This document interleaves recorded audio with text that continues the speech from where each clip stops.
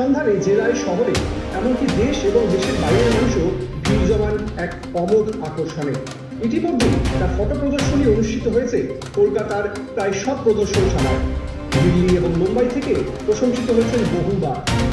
তার ফটো এখন শহরের বিভিন্ন সেলেবদের গৃহসভায় শোভিত হচ্ছে। নামি দামি 5 তারা হোটেলে অনুপমের ছবি বাড়তি রুচির পরিচয় বহন করছে। ইতিমধ্যেই তিনি বেঙ্গল এক্সিলেন্স অ্যাওয়ার্ড, বঙ্গ পুরুষ সম্মান সহ বহু পুরস্কারে ভূষিত হয়েছেন। এখানেও এক নেচার ফটোগ্রাফার বা প্রকৃতিপ্রেমী আলোকচিত্রী অনুপম হালদারকে বিগ নিউজ বাংলা গৌরব সম্মান 2024-এ সম্মানিত করতে পেরে আমরা সত্যিই গর্বিত।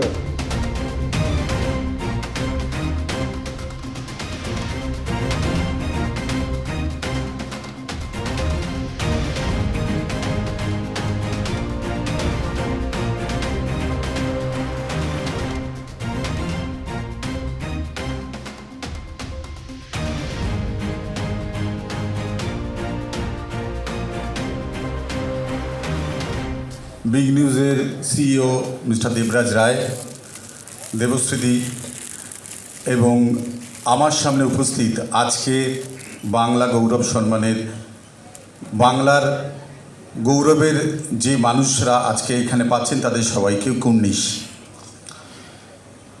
আজকে বিগ নিউজ আমাদের মতো কিছু মানুষকে একত্রিত করেছে, আপনাদের সামনে এনেছে এই বার্তা দিতে যে বিগ নিউজ আমাদের সমাজের আয়না। সেই আয়নাতে আমাদের মতো মানুষরা আপনাদের সঙ্গে একসাথে সমাজকে এগিয়ে নিয়ে যাওয়ার জন্য অঙ্গীকারবদ্ধ। দেবশ্রীদির মতো মানুষকে সামনে এনেছেন। ওনার যে বিরাট কর্মযোগ্য অভিনয় জগৎ ছাড়া সেটার বলার অপেক্ষা রাখে না। তো বিগ নিউজের এটাই হলো একটা বিরাট মাহাত্ম্য যে বিগ নিউজ ভেতরের গল্পটাকে বাইরে আপনাদের সামনে বের করে আনে। তবেই আমরা সবাই জানতে পারবো যে সমাজ কিভাবে চলছে, সমাজকে কিভাবে এগিয়ে যাওয়া উচিত। তো আজকে এই সম্মানে আমাকে সম্মানিত করেছেন বিগ নিউজ, আমি অত্যন্ত আনন্দিত।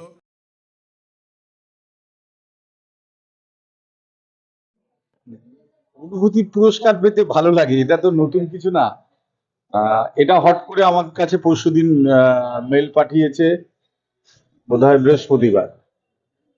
আমি জিজ্ঞেস করলাম, আমি অতটা খোঁজও নিইনি, কিন্তু ওরা আমাকে একটা বড় সিভি পাঠিয়েছে যেটা আমার যত কাজ ছিল সেগুলো নিয়ে ওরা দেখিয়েছে। তো সেটা দেখে বললাম যে যখন এনারা জানেন, কদরটা জানেন, তখন আমি হ্যাঁ করেছি এবং আজকে টাইমটা আমি বের করেছি। তো বিগ নিউজ বলে যে চ্যানেল আছে সেই চ্যানেলের বোধহয় এটা প্রোগ্রাম। আমার তো বিকে নিউজের ওপেনিং এর থেকে এটা মনে হলো যে ভালো ভালো নিউজরা যে আমাদেরকে সঙ্গে নিয়ে যেগুলো করছে সেটা আমাদের ভালো লাগছে, কিন্তু এর একটা পজিটিভ বার্তা সমাজের কাছে থাকা উচিত। অ্যাওয়ার্ড নেওয়া, অ্যাওয়ার্ড দিলেই তো হয় না, দায়িত্বর জায়গাগুলো বেড়ে যায়, সেগুলো নিয়ে কাজটা হচ্ছে কোথায়। আমি প্রতিবারই বলি যে কাজটা তো হতে হবে। তো গতকাল একটা মিটিং আমি করেছি, আমাদের সাউথ ক্যালকাটা একটা বড় করে শিল্পীদের নিয়ে একটা এক্সিবিশন প্লাস একটা অডিটোরিয়াম পার্মানেন্টলি রাখার জন্য। সেটা অঙ্কুরে আছে, দেখা যাক যদি এগোতে পারে। যারা শিল্প বোঝে, যারা মানুষ বা শিল্প মনস্ক মানুষ, তাদের ভালোবাসা না থাকলে তো এই অ্যাওয়ার্ড বা এই একসঙ্গে জমায়েতের কোনো মানে হয় না। সেগুলোই আর কি প্রাপ্য। দায়িত্ব বেড়ে গেল থেকেও আমার প্রতি মুহূর্তে মনে হচ্ছে অ্যাওয়ার্ড পাচ্ছি সবই ঠিক আছে, কিন্তু এই অ্যাওয়ার্ড গুলো পাচ্ছি, কিন্তু কাজটা কি করছি? কাজ তো কিছুই করছি না এখন মতো।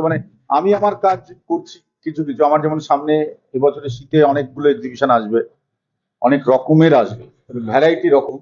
এবার মিউজিককে নিয়ে এক্সিবিশন হবে, সেটা অলরেডি কাজ শুরু হয়ে গেছে।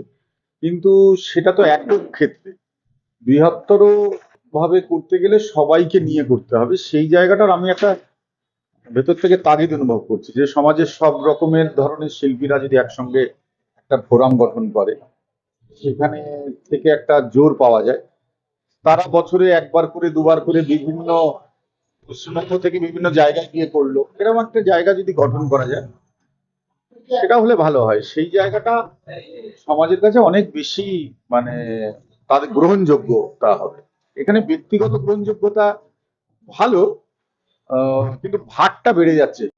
সেইটার জন্যই আমার চিন্তা যে গৌরব সম্মানটা এনারা দিচ্ছেন, এনাদের মনে হয়েছে আমি পাওয়ার যোগ্য। জানি না সেটা আপনারা বলতে পারবেন যোগ্য কিনা। আমার তো ইচ্ছে আছে যে আগামী প্রজন্মকে তুলে না নিয়ে আসলে আমরা যখন এই সমাজ থেকে চলে যাব তখন মানে ধরার মতো কারা থাকে। তো তাদেরকে এগিয়ে আনার জন্য আমি একটা চিন্তা ভাবনা শুরু করেছি, কিন্তু একার দ্বারা সম্ভব হবে না। একটা ফোরাম লাগবে, যে ফোরামে সমস্ত শিল্পীরা থাকবে, শুধু ফটো আর্টিস্ট বা ফটোগ্রাফার, নর্মাল যারা চিত্রশিল্পী তারা নয়, নাট্যশিল্পী, নৃত্যশিল্পী সবাই থাকবে। অনেকের সাথেই কথা হয়েছে, দেখা যাক।